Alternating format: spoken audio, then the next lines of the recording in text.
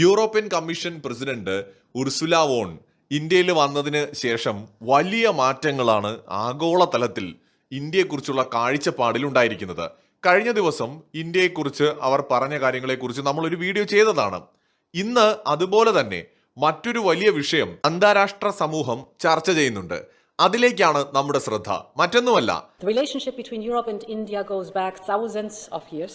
ചരിത്രത്തിൽ ആദ്യമായിട്ട് യൂറോപ്യൻ യൂണിയനിലെ ഒരു പദവി വഹിക്കുന്ന വ്യക്തി പുരാതന കാലത്തെ ഇന്ത്യയുടെ നേട്ടങ്ങളെ തുറന്ന് അംഗീകരിക്കുകയും അത് യൂറോപ്പിന്റെ വളർച്ചയിൽ വലിയ പങ്ക് വഹിച്ചു എന്ന് സമ്മതിക്കുകയും ചെയ്യാണ്.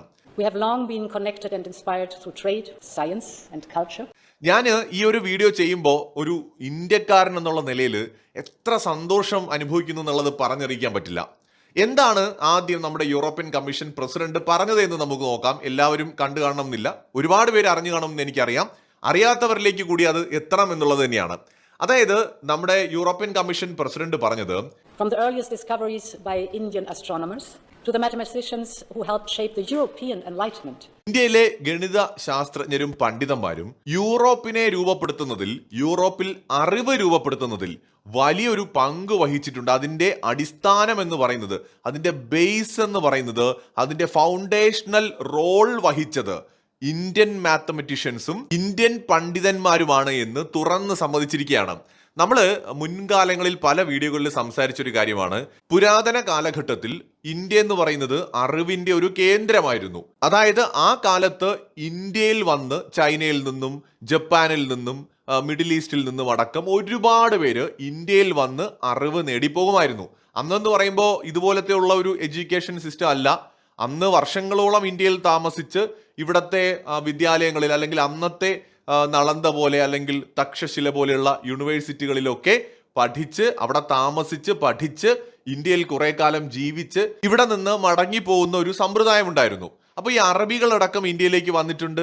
അറബികൾ ഇവിടെ നിന്ന് അറിവ് നേടിയിട്ട് തിരിച്ച് അവരുടെ നാട്ടിൽ മടങ്ങിപ്പോയി അറബ് ഭാഷയിലേക്ക് ഇന്ത്യൻ നോളജിനെ വിവർത്തനം ചെയ്ത് എഴുതിയിട്ടുണ്ട്. പിൽക്കാലത്ത് അത് മറ്റു ഭാഷകളിലേക്ക് കൈമാറിയിട്ടുണ്ട്. അത് യൂറോപ്പിലേക്കും അറബികൾ വഴിയാണ് എത്തുന്നത്. അപ്പൊ ആദ്യകാലങ്ങളിൽ യൂറോപ്യൻസ് കരുതിയിരുന്നത് അറബികളാണ് ഇതെല്ലാം കണ്ടെത്തിയത് എന്നായിരുന്നു. അങ്ങനെ തന്നെ അവരുടെ എഡ്യൂക്കേഷൻ സിസ്റ്റത്തിന്റെ ഭാഗമായിട്ട് അത് കുറെ കാലം തുടർന്നു. പിന്നീടാണ് യൂറോപ്യൻസ് തിരിച്ചറിയുന്നത് ഇത് വരുന്നത് ഇന്ത്യയിൽ നിന്നായിരുന്നുവെന്ന്.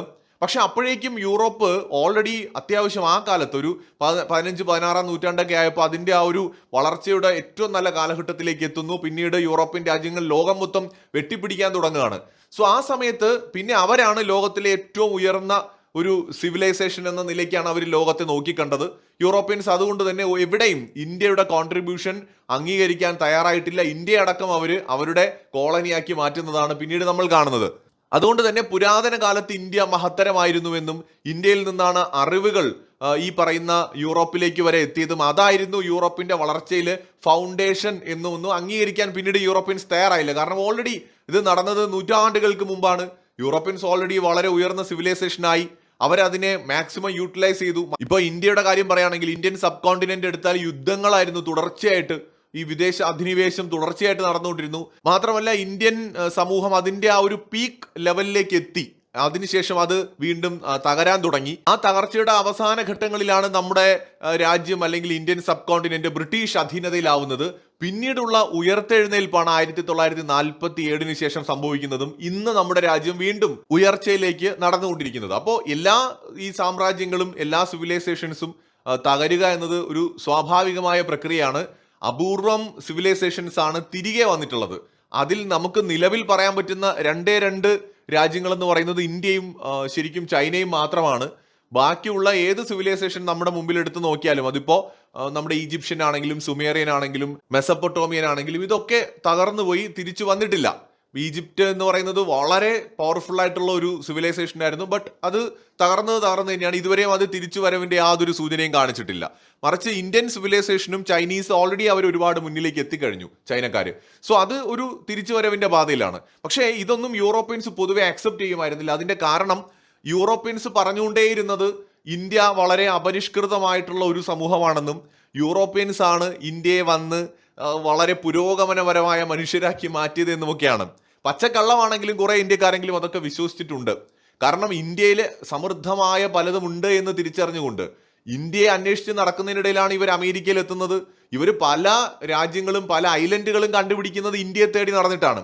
അപ്പൊ ഇന്ത്യയിൽ എന്തോ ഉണ്ടെന്ന് അവർക്കറിയാം. ഇന്ത്യ സമ്പന്നമാണ്, സമൃദ്ധമാണ് എന്നറിഞ്ഞു തന്നെയാണ് അവർ ഇന്ത്യ അന്വേഷിച്ച് ഇറങ്ങിയത്. അങ്ങനെയാണ് ഇന്ത്യയിലേക്ക് എത്തുന്നത്.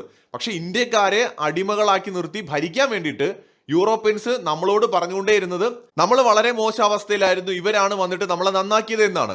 ഇപ്പോൾ ബ്രിട്ടീഷുകാർ ഒന്നും നമ്മുടെ ഇന്ത്യൻ സൊസൈറ്റിക്ക് നൽകിയിട്ടില്ല എന്ന് പറഞ്ഞാൽ അതും തെറ്റാണ്. തീർച്ചയായിട്ടും ബ്രിട്ടീഷുകാർ വന്നതുകൊണ്ട് കുറെ ഗുണങ്ങൾ ഉണ്ടായിട്ടൊക്കെ ഉണ്ട്. അത് സ്വാഭാവികമായി സംഭവിച്ചു പോകുന്ന കാര്യങ്ങളാണ്. അല്ലാതെ ഇന്ത്യക്കാരെ നന്നാക്കി എടുക്കണമെന്ന ഉദ്ദേശത്തോടെ ഈ പറയുന്ന ആൾക്കാർ ചെയ്തതൊന്നുമല്ല. അവർക്ക് അവരുടെ ആവശ്യങ്ങൾക്ക് വേണ്ടി ചെയ്ത പല കാര്യങ്ങൾ. ഇപ്പോൾ ട്രെയിൻ തന്നെ ഇന്ത്യക്കാർ സുഖമായിട്ട് യാത്ര ചെയ്തോട്ടെ എന്ന് കരുതിയിട്ടല്ലല്ലോ അവരിവിടെ ട്രെയിൻ കൊണ്ടുവന്നത്. ബ്രിട്ടീഷുകാർക്കും അവരുടെ ഗസ്റ്റിനും അവരുടെ ആവശ്യങ്ങൾക്കും വേണ്ടിയിട്ടാണ് അവരത് കൊണ്ടുവന്നത്. മാത്രമല്ല അവർക്ക് ചരക്ക് നീക്കം എളുപ്പമാക്കാനാണ് കൊണ്ടുവന്നത്. അങ്ങനെയാണ് പല കാര്യങ്ങളും. ഇപ്പോൾ ബ്രിട്ടീഷുകാർ പാലങ്ങൾ പണിതില്ലേ എന്നൊക്കെ പറഞ്ഞ് പല ആളുകളും വന്നിരുന്ന് വലിയ വാചക കസർത്ത് നടത്താറുണ്ട്. ബ്രിട്ടീഷുകാർ പാലങ്ങൾ പണിതത് അവർക്ക് സഞ്ചരിക്കാനാണ്, അല്ലാതെ ഇന്ത്യക്കാർ സന്തോഷത്തോടെ സഞ്ചരിച്ചോട്ടെ എന്ന് കരുതിയിട്ടല്ല. ഇന്നിപ്പോ മോദി സർക്കാരോ അല്ലെങ്കിൽ മുൻകാലങ്ങളിൽ ഇന്ത്യയിൽ ഉണ്ടായിരുന്ന ഗവൺമെന്റുകളോ ഇന്ത്യയിൽ പാലം പണിതിട്ടുണ്ടെങ്കിൽ അല്ലെങ്കിൽ ഇന്ത്യയിൽ ഒരു ട്രെയിൻ കൊണ്ടുവന്നിട്ടുണ്ടെങ്കിൽ അത് ജനങ്ങൾ സഞ്ചരിക്കട്ടെ എന്ന് കരുതിയിട്ടാണ്. പക്ഷെ ബ്രിട്ടീഷുകാർ ചെയ്തത് അതുപോലെയല്ല. ബ്രിട്ടീഷുകാരത് ചെയ്തത് അവർക്കിവിടെ വരാനും പോകാനും സൗകര്യത്തിന് വേണ്ടിയിട്ടാണ്. പക്ഷെ അവരിതെല്ലാം ഉപേക്ഷിച്ച് പോയപ്പോൾ അതിന്റെ പ്രയോജനം നമുക്കും കിട്ടിയിട്ടുണ്ട് എന്നത് സത്യമാണ്. പക്ഷെ അതിന് പകരം ഏകദേശം 100 ട്രില്യൺ US$ മുതലാണ് ഇവിടെ നിന്ന് കട്ടുകൊണ്ടുപോയത് ബ്രിട്ടീഷുകാർ. ഇത് മാത്രമല്ലെന്നേ, ഈ കട്ടുകൊണ്ടുപോയത് മാത്രമല്ല, ഇന്ത്യയിൽ ഉണ്ടാവേണ്ടിയിരുന്ന ഒരു വ്യാവസായിക വിപ്ലവത്തെ തകർത്തുകൊണ്ട്, ഇന്ത്യൻ പുരോഗതിയെ തകർത്തുകൊണ്ട് ബ്രിട്ടീഷുകാർ അവരുടെ ഒരു അജണ്ട കൂടി ഇന്ത്യയിൽ നടപ്പിലാക്കിയിരുന്നു. അതുകൊണ്ട് തന്നെ നമ്മുടെ സമൂഹം ഒരുപാട് പുറകിലേക്ക് പോയി. ബ്രിട്ടീഷുകാർ ഇവിടെ നിന്ന് പോകുമ്പോൾ ദാരിദ്ര്യത്തിന്റെ അങ്ങേ അറ്റമാണ് ഈ രാജ്യം. ഇപ്പൊ പോലും നമുക്കറിയാം, ബ്രിട്ടീഷ് മ്യൂസിയങ്ങളിൽ പോയാൽ പോലും നമുക്ക് അവിടെ കാണാൻ പറ്റും ഇന്ത്യയിൽ നിന്ന് കൊണ്ടുവച്ചിരിക്കുന്ന സാധനങ്ങളാണ് എടുത്തു വെച്ചിട്ടുള്ളത്. അപ്പൊ അത്രമാത്രം കൊള്ളയടിച്ചവരാണ് അവര്. അതുകൊണ്ട് പൊതുവെ യൂറോപ്യൻസ് ഇത് അക്സെപ്റ്റ് ചെയ്യുമായിരുന്നില്ല. പക്ഷെ ഇത് ആദ്യമായിട്ട് ഒരു അന്താരാഷ്ട്ര വേദിയിൽ യൂറോപ്യൻ കമ്മീഷന്റെ പ്രസിഡന്റ് തന്നെ ഉർസുല വോൺ ഡെർ ലൈൻ തന്നെ പറയാണ്, ആദ്യകാല യൂറോപ്യൻ അറിവിനെ രൂപപ്പെടുത്തുന്നതിൽ ഇന്ത്യൻ ഗണിത ശാസ്ത്രജ്ഞർക്കും പണ്ഡിതന്മാർക്കും വലിയൊരു പങ്കുണ്ട് എന്ന്. പാശ്ചാത്യ ശാസ്ത്രവും തത്വചിന്തയും കെട്ടിപ്പടുക്കാൻ ഇന്ത്യക്കാര് സഹായിച്ചിട്ടുണ്ട്, അല്ലെങ്കിൽ ഇന്ത്യയിൽ നിന്നുണ്ടായ ആ ഒരു ബൗദ്ധികമായ പ്രവാഹം അതിനെ സഹായിച്ചിട്ടുണ്ട്. മാത്രമല്ല തുറന്നു തന്നെ യൂറോപ്യൻ കമ്മീഷൻ പ്രസിഡന്റ് സമ്മതിക്കുന്നുണ്ട്, ജ്യോതിശാസ്ത്രത്തിലും സംഖ്യകളിലുമുള്ള ആദ്യകാല സംഭാവനകൾ മുതൽ യൂറോപ്യൻ ജ്ഞാനോദയത്തെ സ്വാധീനിച്ച ഗണിതശാസ്ത്ര ആശയങ്ങൾ വരെ ഇന്ത്യൻ ബൗദ്ധിക പൈതൃകം യൂറോപ്പിന്റെ അക്കാദമിക് പരിണാമത്തിൽ ഒരു വലിയ പങ്ക് വഹിച്ചു എന്നാണ് അവർ പറഞ്ഞത്. ഒരു യൂറോപ്യൻ യൂണിയൻ നേതാവിൽ നിന്നുള്ള ഒരു അപൂർവമായിട്ടുള്ള ഒരു പൊതു അംഗീകാരമാണിത്. ഇന്ത്യയെ പൊതുവെ അംഗീകരിക്കാൻ ബുദ്ധിമുട്ടുള്ളവരാണിവർ. അപ്പോൾ ഇന്ന് അവർ സമ്മതിക്കുന്നുണ്ട്, അതായത് ശാസ്ത്രം, അതുപോലെ നാഗരികത, ഇങ്ങനെയുള്ള കാര്യങ്ങളെല്ലാം ആദ്യകാലത്ത് ഉടലെടുത്തത് ഇന്ത്യയിൽ തന്നെ ആകണം. ശരിക്കും ഇന്ത്യ എന്ന് പറയുന്നത് വിവിധ സംസ്കാരങ്ങളുടെ ഒരു കളിത്തൊട്ടിൽ തന്നെ ആയിരുന്നിരിക്കണം.